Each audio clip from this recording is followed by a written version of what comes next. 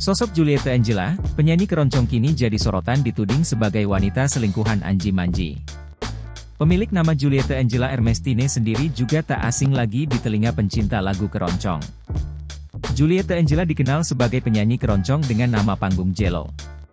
Ia juga menamai dirinya sendiri sebagai Queen of Keroncong. Karirnya dimulai ketika mengikuti ajang Indonesian Idol di tahun 2017 silam. Ia menampilkan kemampuannya di ajang pencarian bakat tersebut ketika masih berusia 16 tahun. Dilansir dari akun Facebook miliknya, Jello Angela kuliah di Sekolah Tinggi Pariwisata Ambar Rukmo. Sebelumnya ia menempuh pendidikan di SMK Pariwisata Kasih Ananda. Juliette Angela juga pernah menunjukkan bakatnya di kancah internasional.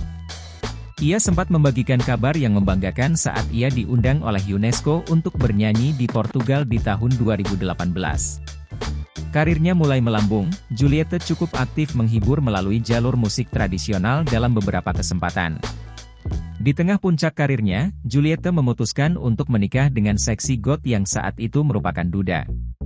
Seksi GOAT atau yang memiliki nama asli Reynaldo Martin Dio diketahui pernah menikah kemudian bercerai dengan alasan lepas tanggung jawab dalam mengurus dan menafkahi anak. Tak hanya itu, perceraian seksi GOAT dan mantan istrinya juga diisukan karena adanya orang ketiga dalam rumah tangga mereka.